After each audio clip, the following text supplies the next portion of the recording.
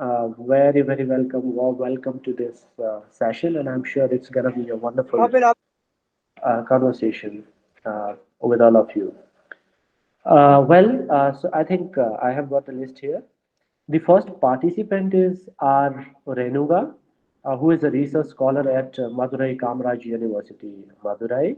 And second participant is L. Lavanya, who is assistant professor of English at Sri Sharda College for Women, Salem.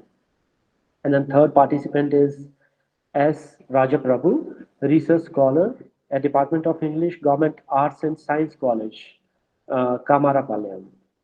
And then we have fourth participant, Dr. Karavi Barman, who is assistant professor at PG Department of Law, Guwahati University. And fifth participant is M. Fatima Sanjitha, full-time PhD research scholar. And I am naming the first speakers only. All right, we have second speakers also in I think two or three papers. And of course we have Anjali. So since we are including Anjali, we have six participants in all. So six participants means we won't be able to allow more than 8 minutes to each participant.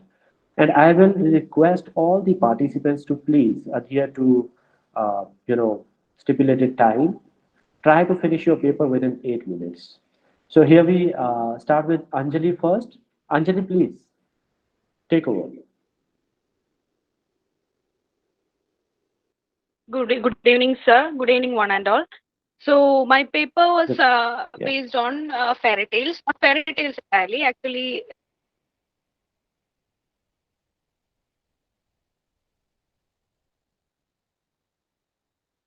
by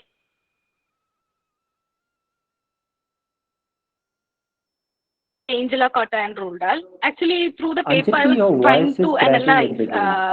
how they were able to retell the story. Like,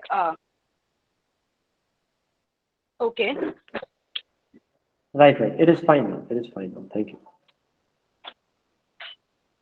am I audible now? Yeah, you are very much audible. Thank you. Yeah. Okay. Through the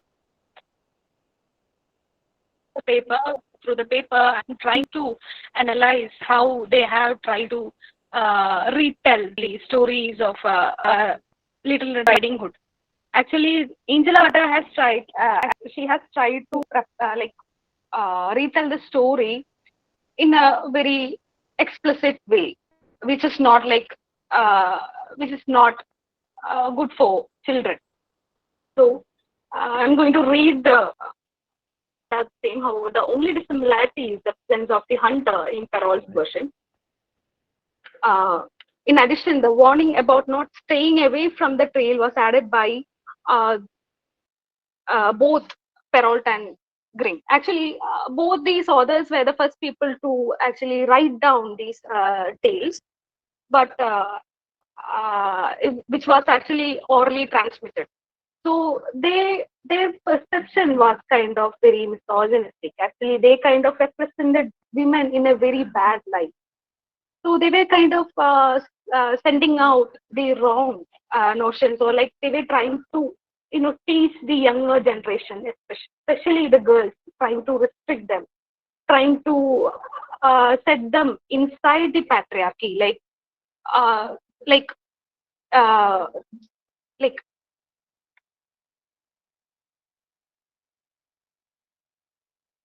they were like uh, sorry about that. Sorry.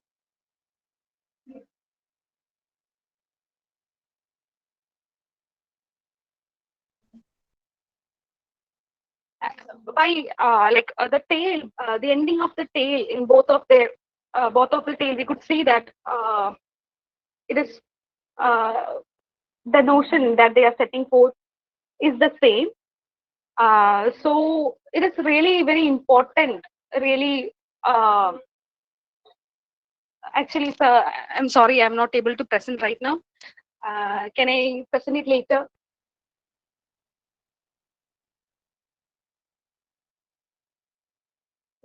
Is it okay if I present it later? I'm sorry.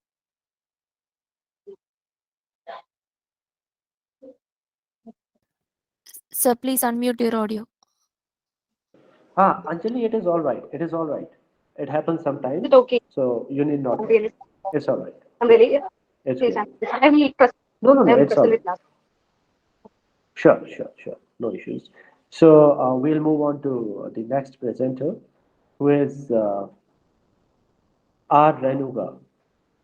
So please, Yes, sir. yeah.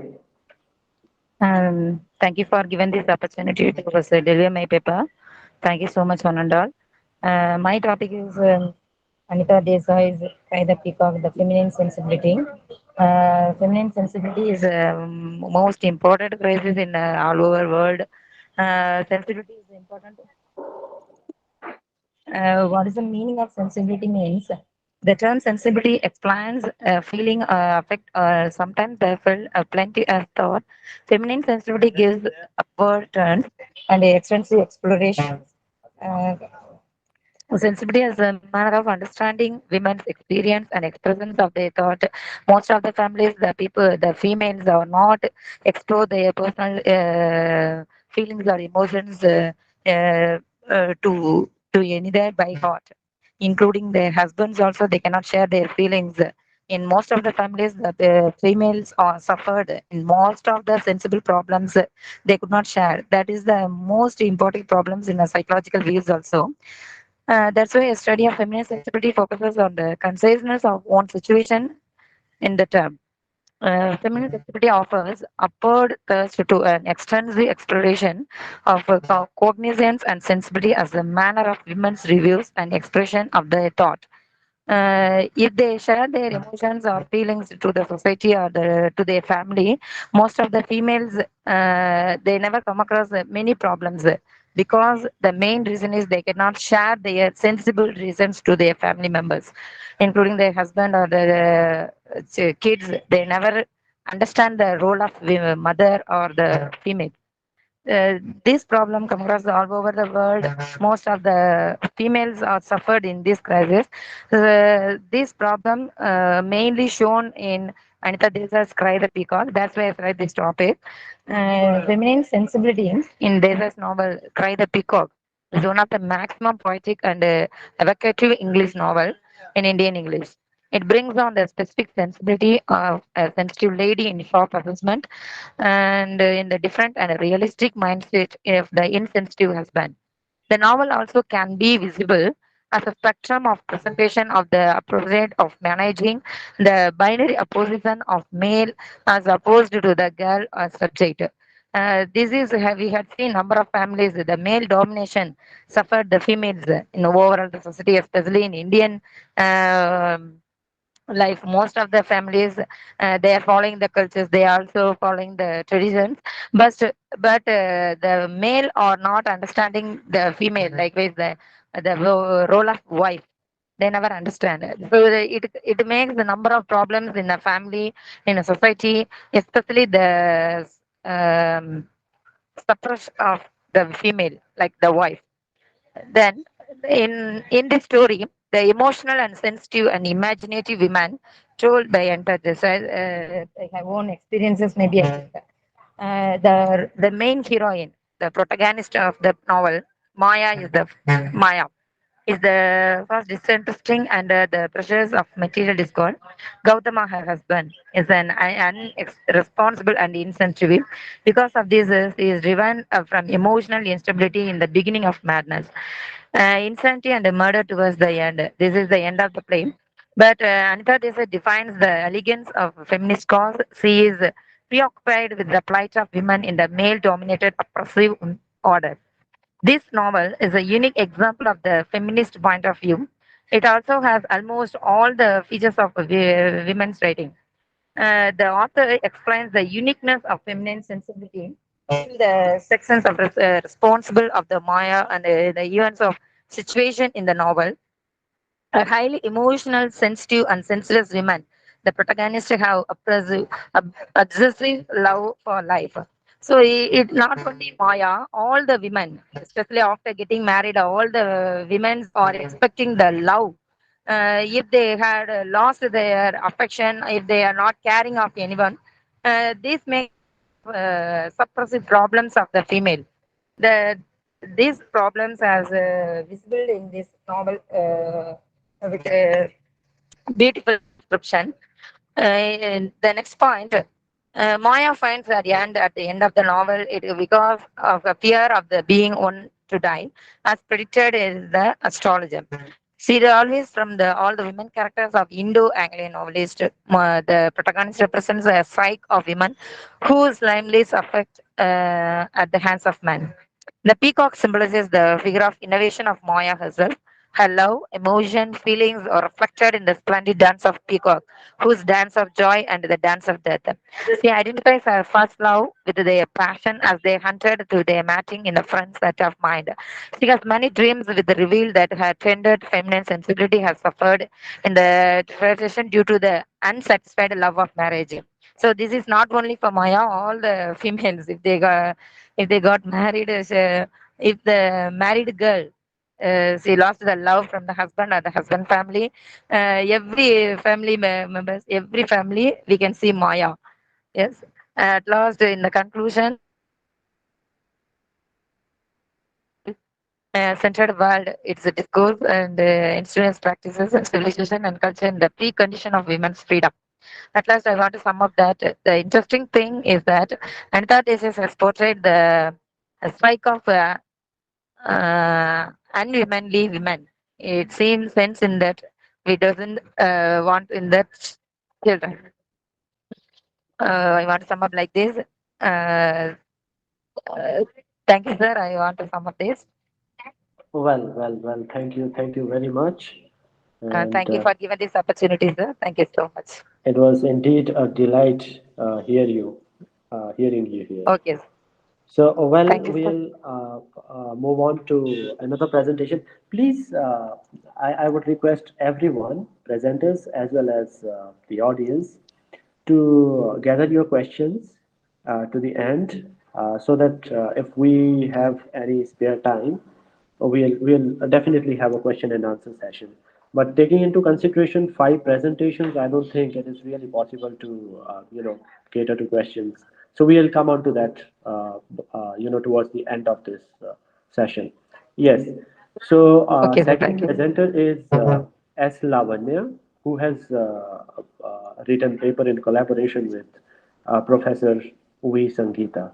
Yes, please. Over to you.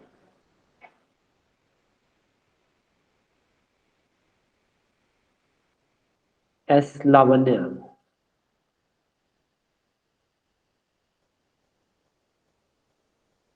I think the presenter is not there. Well, we'll start with the next presenter, who is S. Rajaprabhu, who has written paper in collaboration with Dr. G. Kirti. Are you there?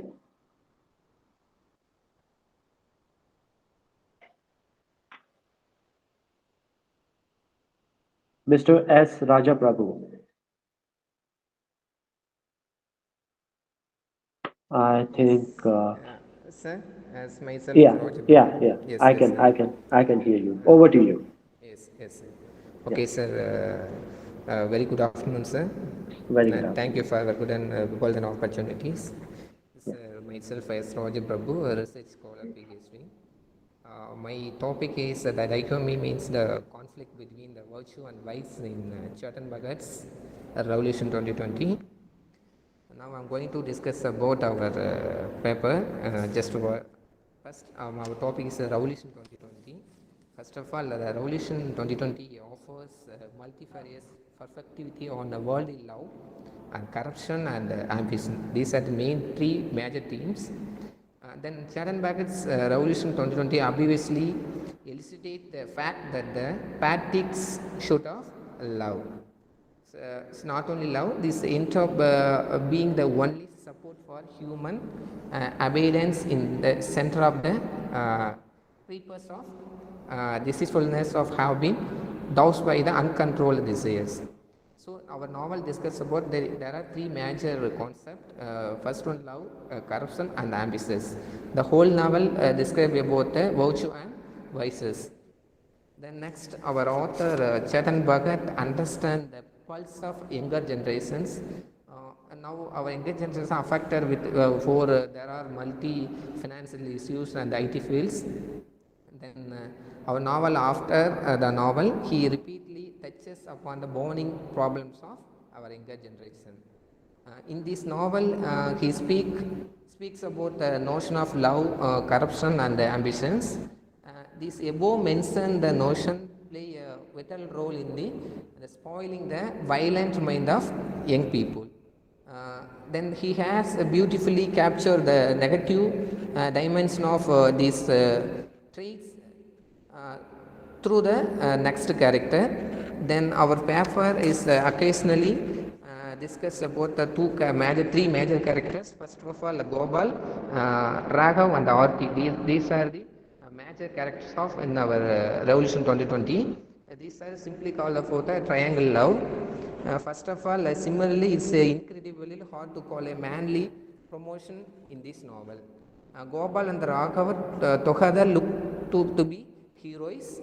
Then one is one of the man of ambition, or we can shape passion, and other than is man of passion and task.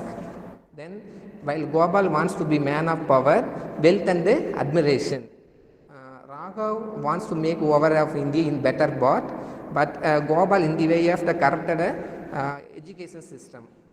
So, I come to a conclusion. One happy aspect of the corruption was achieving the heights in life, while the other fights against corruption for harm and community. That's also. Thank you.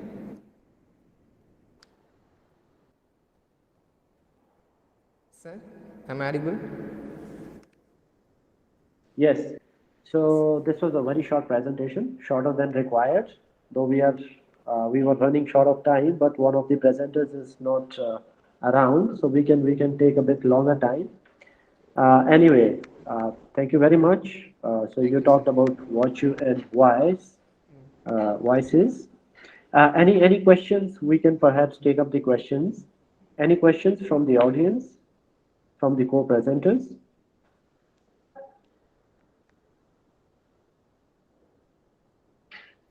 Okay, it seems there is no question. And for the previous presentation on feminine sensibility, any question? Anyone has any question?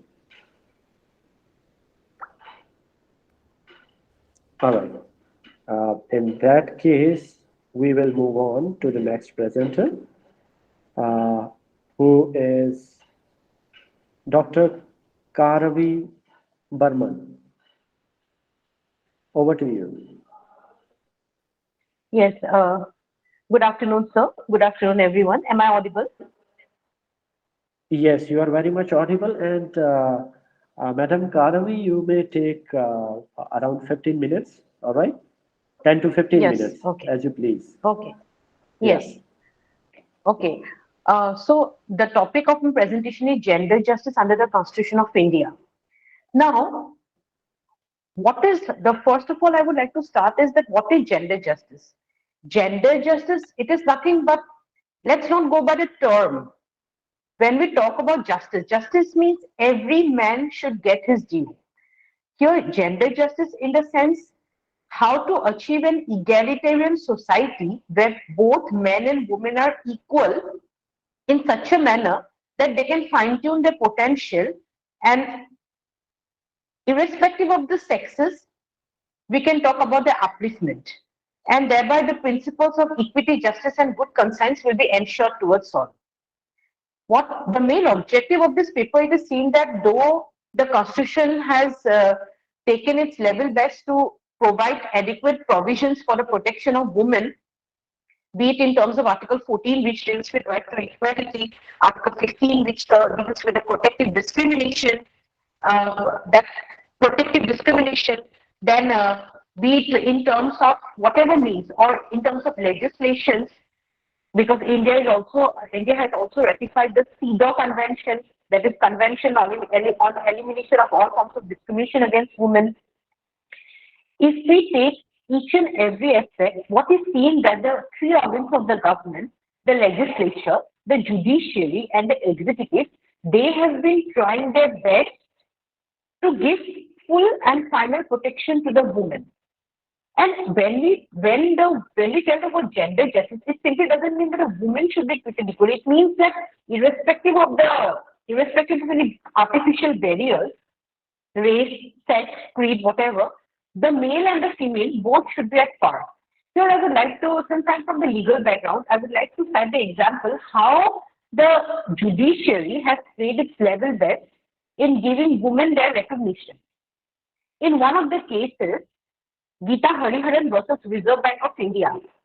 In that particular case, the Supreme Court established that even a mother can be the natural guardian of the child. Because when the lady went to open policies in the then, it was found that she wanted to give her name as a legal guardian. But when it was opposed by the RBI by referring to Section 6 of the Hindu Minority and Guardianship Act, then in fact, she went to challenge the section, but the Supreme Court wanted to draw a harmonious construction. The Supreme Court said that no, Section 6 should not be struck down, but what should be done is that when it is written in Section 6 that mother after father. So the word after father should not be construed as a lifetime of the father. Here, after father means after the father has become disabled, after the father is incompetent, despite being present in the family, only because of the patriarchal society, he would not be respected. So, in this case, the Supreme Court clearly held that even the mother can become a natural guardian. And today, as we can see in the present day, that yes, the decision is quite accepted. That's why, even though Section 6 is upheld, because welfare of the minor is paramount.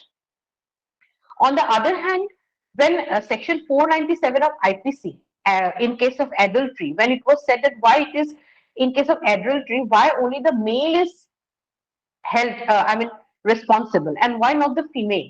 And when it was questioned that Section 497 of IPC should be quashed, there also the Supreme Court held that every section, every legislation, every act has its own perspective. In this case, it was specifically aimed at protection of women. So, in that manner, protective discrimination is given to women. And if we go otherwise also, human rights, when we see from the perspective of human rights, or even if we see from the perspective of the constitutional makers, that means constitutional framers, when they were involved in making the constitution, because when they realized that India should have a constitution of its own, what was the background? The background they had while they were debating in the Constituent Assembly was the abolition of the sati system. Then the dowry system was protested. So these backgrounds when they had, and keeping in mind these backgrounds, the constitution was framed in order to protection for all. So that the gender justice not only means that a woman should be protected, but there should be equality for all. But what happens that why protective discrimination is given only for women? Because protective discrimination doesn't mean that women will be behaved separately. It means that some special programs can be arranged for women, for the children, because they are marginalized. So they also, if we see the statistics, they are marginalized. So that they can be uplifted, and then after that, those special programs can be removed. And similarly, if we say CB Muthamma versus State of Kerala, then AN Rajamma versus State of Kerala, if we see these cases, we can find how the women they fought, because at certain times it was found even the promotion of women was being stopped because she was a lady. In Air India versus Nagesh Mirza, one of the case where the females they were prohibited when they entered into the air hostess, one of the rules said that their retirement age will be 35, whereas the male will retire at the age of 45. The Supreme Court said that is okay because every industry has to suit its own requirement, and since the airline industry demands a glamorous look on the part of the air hostess, so that is okay. But when it comes to the fact that the woman should not, the woman can marry only after 4 years of her marriage, when she is entering into the job, she is knowing that only after 4 years of the job only I can marry. But as a whole, third rule was that the woman services will be terminated. In that case, it was said if she becomes pregnant. So that rule was struck down by the Supreme Court. And the Supreme Court came to rescue because it is a threat to womanhood. As a whole, that means it was a threat to womanhood, as a whole, a threat to the society at large. because where the aims and objectives, where today's society is a welfare state plays the role of a mother. In that sense, everyone should come forward only for the upliftment. So here, by my paper, uh, I want to suggest that special programs which will be there for the women, even for the men, as and when required, because the main aim is to achieve an egalitarian society, so that every individual can breathe, and so that the humanitarian values, is disseminated. That's why the stakeholders also should come forward, because the burden rests not only on the legislature, executive, and the judicial.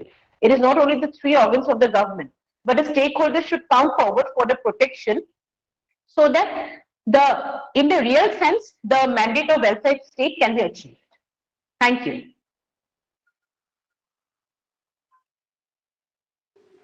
Thank you very, very much, Dr. Karavi Burman. This was really an enlightening, presentation. And in fact, I'm enlightened uh, to hear about a lot of laws and the history behind, their coming into existence. Well, I have very gentle query. It is not a question.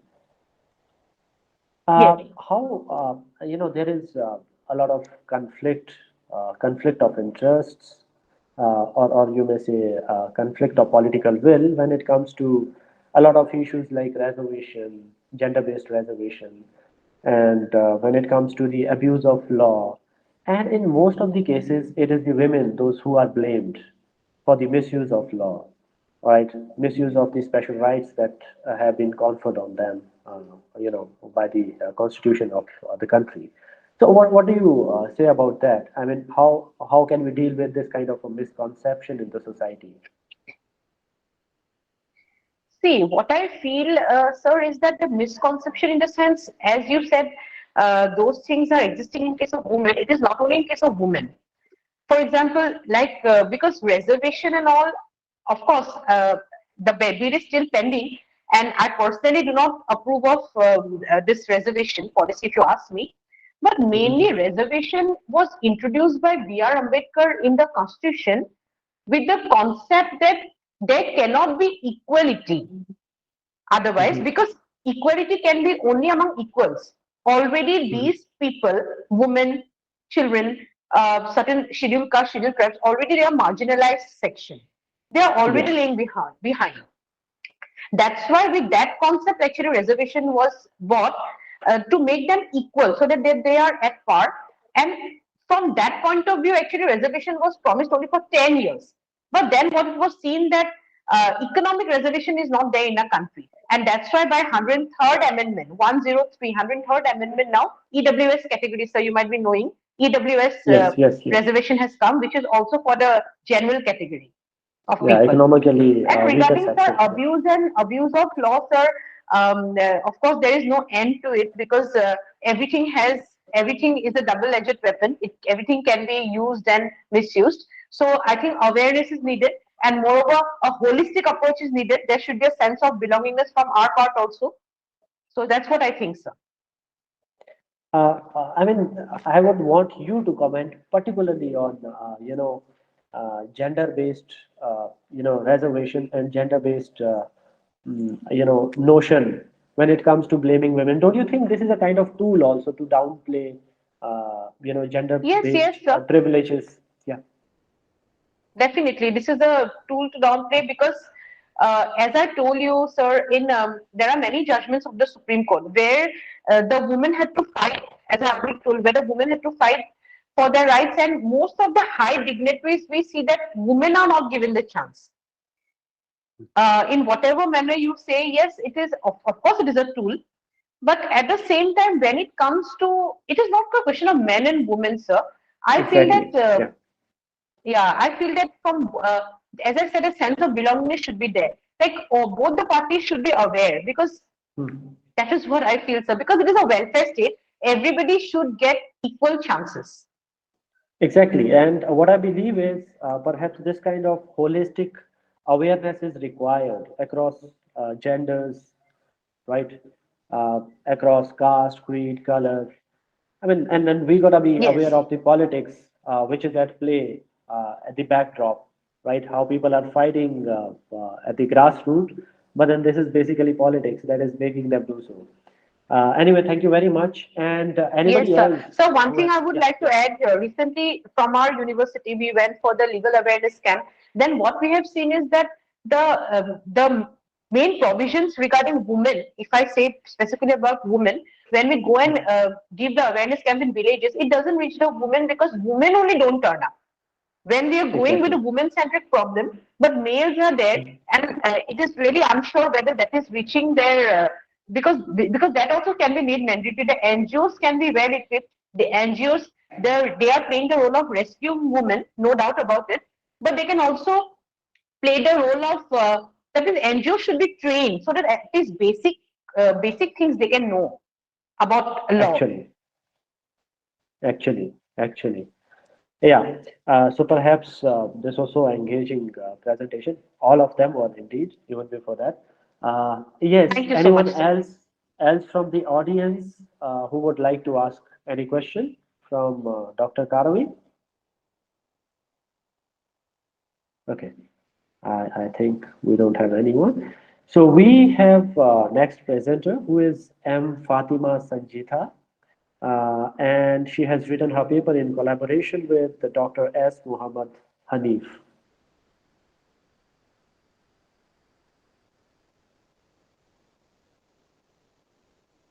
M. Fatima Sanjitha.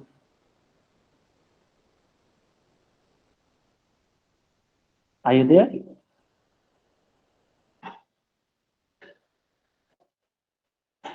Yes, over to you.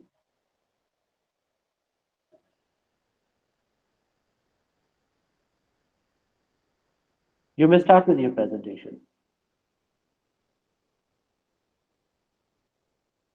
I can see the hand raised, but we can't hear you.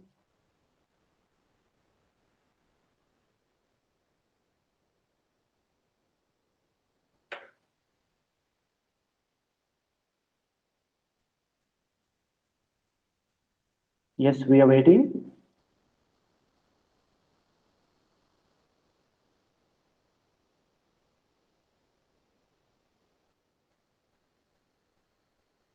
Okay, and do we have S. Lavanya by any chance? If you have joined, please let us know. No. Well, Sanjita, wow, are you presenting? Can you please let us know?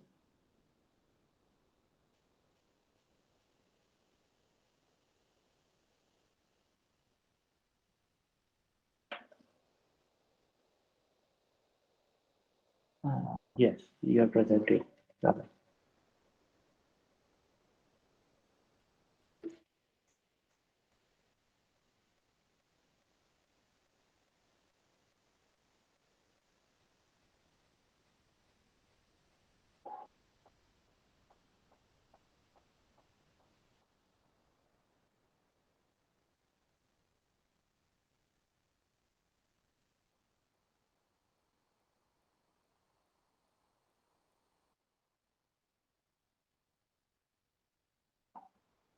Go on, please.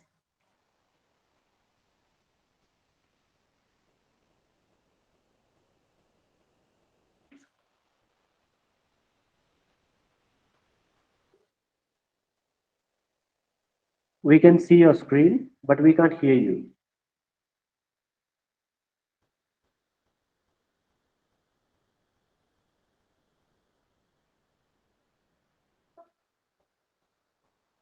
We can't hear you. If you are speaking, perhaps your mic is muted. Can you unmute your mic first?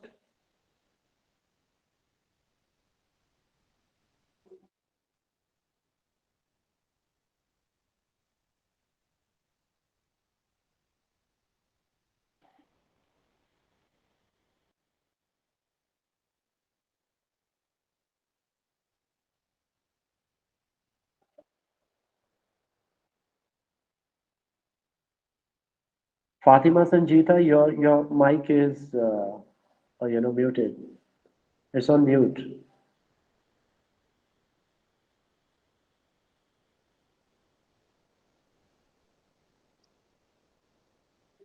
Good afternoon, sir. Oh, very good afternoon. Yes, we can hear you. Yeah. Yeah, please go on. Good afternoon, everyone. I'm very happy to present my paper in the conference on women in literature organized by the Nelson Many Memorial Christian College. Good afternoon, sir. Oh, very I'm good Fatima afternoon. Sita, research scholar from Sadakatulapa College. The topic of my paper is women characters in the select novels of Chitra Banerjee Divakarni. Chitra Banerjee Divakarni is the well-known Indian American novelist, poet, short story writer. In most of her novels, she spotlights the problems of women in the society. As far as women literature is concerned, they embraces the themes revolves around women, their home, family, society. These novels ensures their position in the society. This study focuses on two such novels written by Chitra Banerjee Divakarni, which are The Mistress of Spices and Before We Visit the Goddess.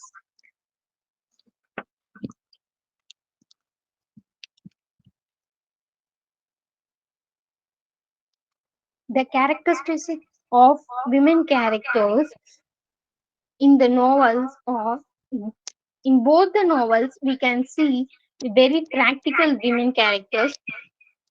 They are very self-reliant and bold enough to face the harsh realities of the society.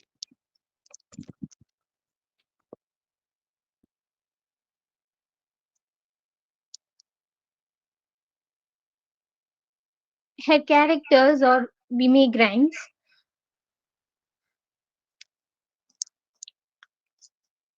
They are very brave enough to face the social expectation and the social evils in the society. They want to create a women friendly environment.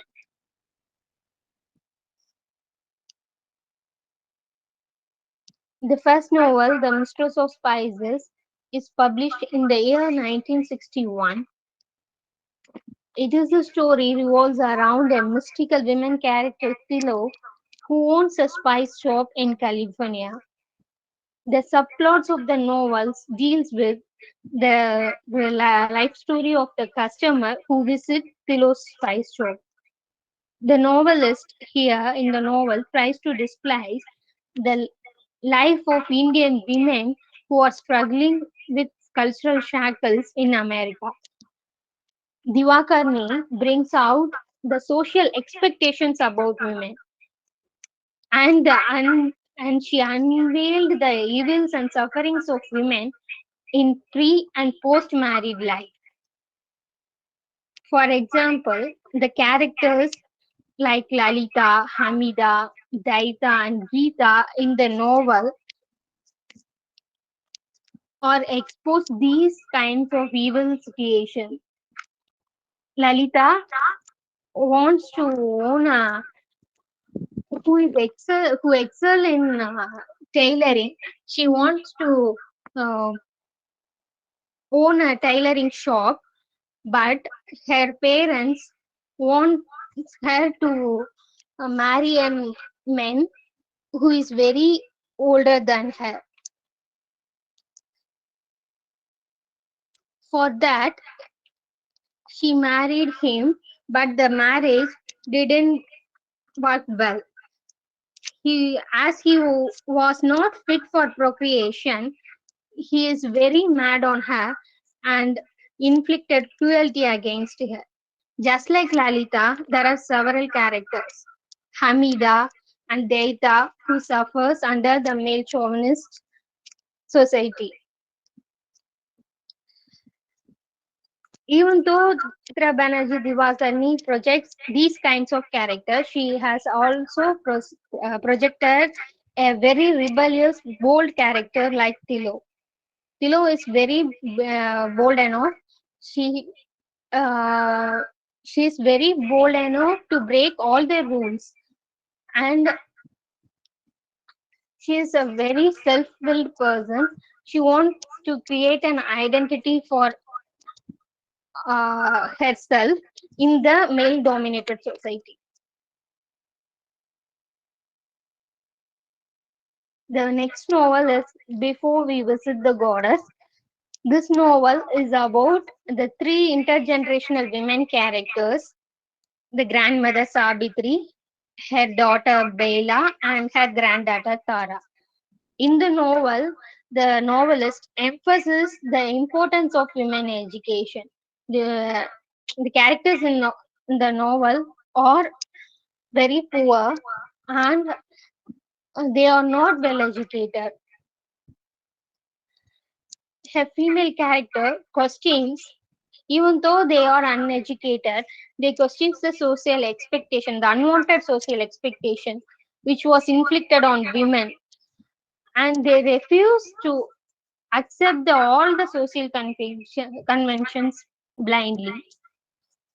Here, for example, the Durga is a village cook. She is a very poor one, but she wants her daughter Sabitri to get a better education. For that, she is very poor fellow, so she brings her daughter to her master Leela Moi uh, for help to pursue her higher education. But her master suggests her to get her daughter married in right age rather than sending her to pursue her higher studies. Even though Durga is an uneducated woman, she didn't want to do that. She wants to break that social stigma that women should be married in the right age, and that kind of social stigma uh, which put down women. Just like Durga, there are several characters such as Sabitri, her daughter Bella, and Mrs. Mehta and Dara in the novel. They just want to break the unwanted social stigmas, which puts down the progress of the women in the society.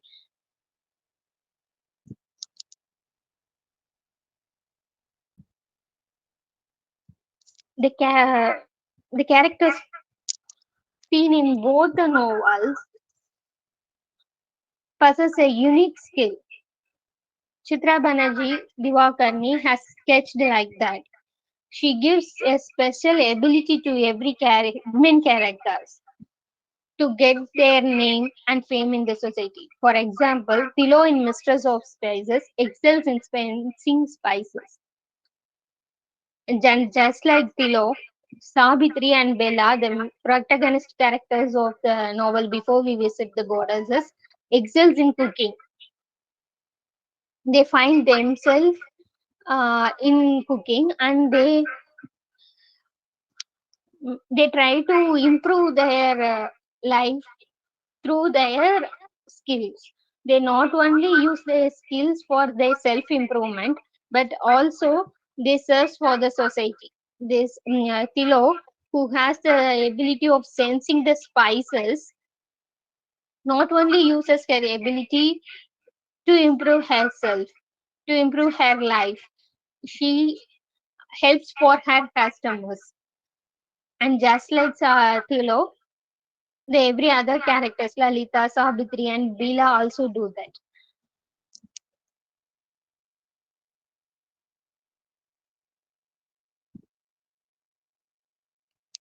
And the women characters in Chitra Banerjee Divakarni novels don't depend on the males for their survival. In contrary, they give solution to the problems of the male characters present found in the novels. In both the novel, Chitra Banerjee Divakarni pictures various self-willed female personalities. Her women characters are strong, and they are bold enough to go against the off-road path, which gives no space for the individual identity of a woman. Her characters did not enslave themselves for the social expectations.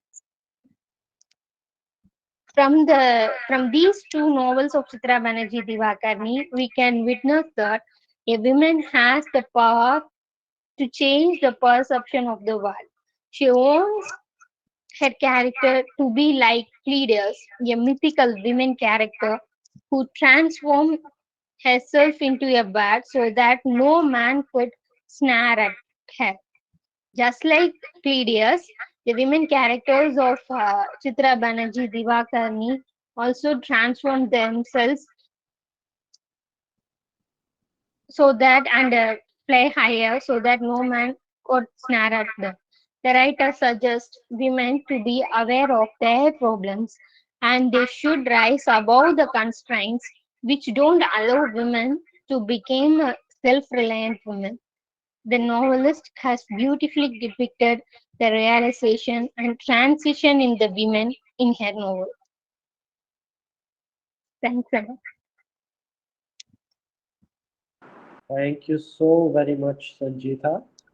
Thank you very much. And of course, it is one of the prominent artistic endeavors of Devakarni and her forte for that matter to give her characters, female characters, a power to fight social stigma and with a prominent and perpetual message that it is only education, which in Mary Wollstonecraft's words, right, the only tool that can sanction women and authority to establish their social persona, to acquire social justice, social equality, right?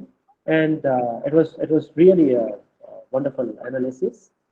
Yeah, any questions, please, from the audience? Any questions to Sanjita? Well, all right. Anjali, by any chance you want to present? Yes, sir, I'm ready. Yeah, please go on. I'm really sorry for the earlier delay. No, So no, I no, no, would no. like to continue. No, Yeah, no, there is I'm no really problem sorry at about all. that. Yeah, Yeah. okay. I would like to continue. So, as we were saying, the ending of the tale in Green's version is quite interesting. The huntsman cutting open the wolf's belly to rescue the victim who came out alive can be compared to restoration of life in Christianity. Little Red and her grand is roused back to life by the huntsman, who could be represented as the higher power. Delineating the huntsman as the higher power, again we could see the representation of man as supreme over everything.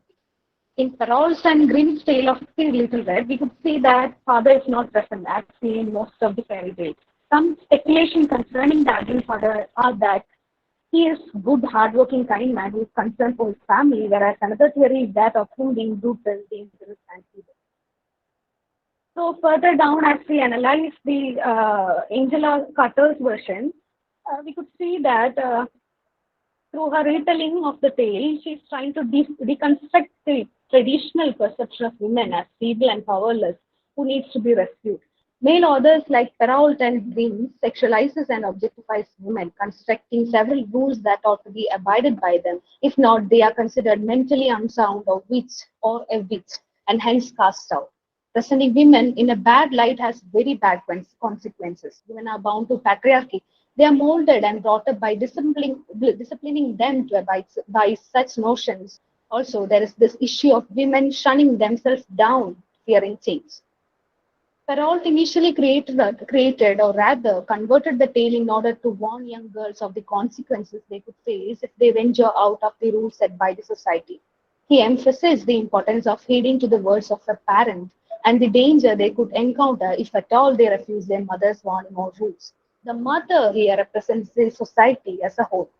Through the tale, we could see how women have undergone centuries of oppressions in the hands of the societies, which is still prevalent, and how they painfully suffer in silence.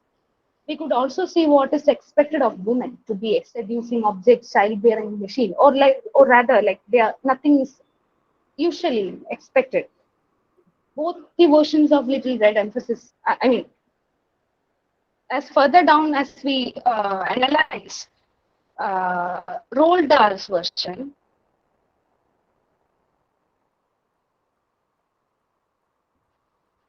we could see that both the stories are similar, but in the end, little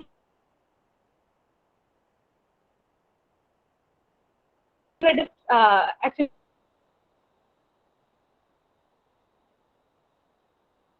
even Anjali, I think there is some network issue. Your voice is cracking.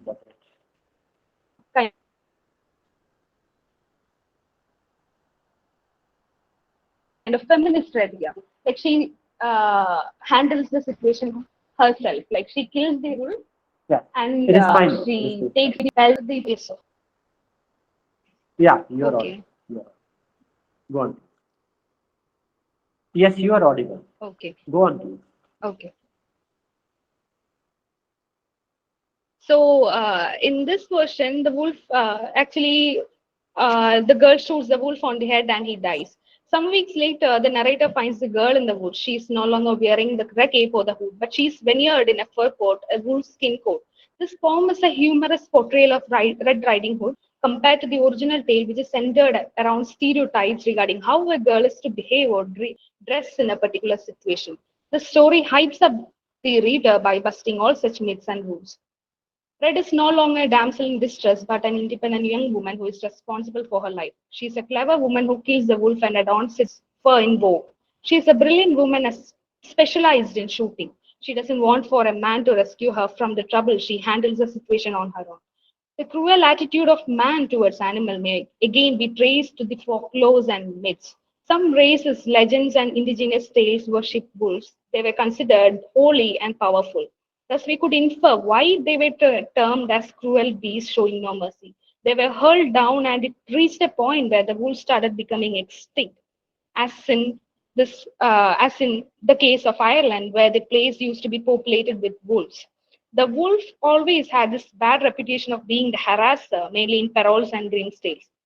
Wolves have been venerated by indigenous population in different parts of the world, and that is probably one of the reasons they have been portrayed as an evil in the fairy tales popular among the whites. The large scale destruction of wolves may have stemmed from this. Therefore, it is all the more important, faced as we are with mass extinction of species, that we critique the narratives that perpetrate such crimes. So the attempt in this paper has been to critique the stereotypes perpetrated by fairy tales and to cite much needed instances of retelling of these stories. By analyzing the tale of the girl and the wolves, we could see how both are characterized as bad in fairy tales when they threaten the dominant side of the power structure. The wolf is represented as a creature who harms, and the girl is bad for going against the rules of the society. We could see how environment and, of course, women beneath them. Of course, women are actually they are shunned down beneath them. They believe they are the rulers and true owners of the earth and subjugate everything under them. This mentality of superiority in men, not only men, certain races, classes, etc. Certain some of them have this perception of seeing things, seeing the others as beneath them. So this mentality has led to the crashing of several ecosystems. Several forests are destroyed and set fire to human settlements are destroyed. Several animals are poached and killed to sell them for money or for gain.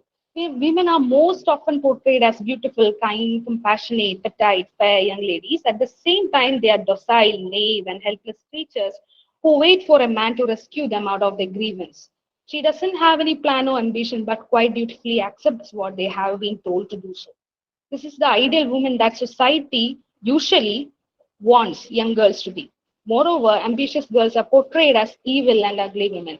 Women were often portrayed as such in fairy tales because of social status of women. Their silence echoed throughout history and fairy tales, whereas women who speak aloud are foul creatures who must be ruined. They were trapped under misogynistic men and patriarchy. Both Perrault and Brothers Grimm, a high-handed misogynist, by eradicating such taboo concepts from fairy tales. Women of all races could be empowered, and stereotypes surrounding them could be erased and become more pronounced and readable for the audience. So, thank you.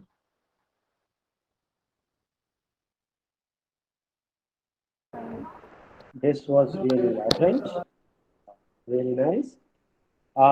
So this was really amazing to have the analysis of how fairy tales have been retold and by authors across genders, and how gender peculiarity has played a vital role in stereotyping gender roles or Yes. gender position, gender social position of women Yes. in a society. And that is what we have been talking. Before I move any further to conclude, I would request all of you, if you have any questions for Anjali, please go on.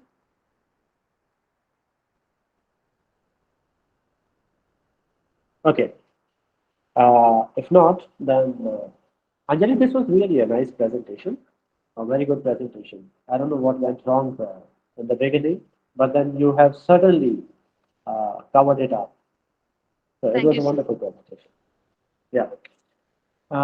Well, I think we had a wonderful round of vibrant perspectives that came from all of you, all the presenters, and I'm sure along with me it must have been really rejuvenating and resplendent to you also, all the co-presenters and all the members in the audience. So it was a wonderful session. We had presentations right from feminine sensibility to vices and virtue, gender justice, and then women characterization in Rebecca. And then finally we concluded with the retelling of fairy tales. So it was a wonderful session. Thank you very much to all of you, and a special thanks to Tesamandal College and Cape Comorin Trust. Thank you very much. Over to admin.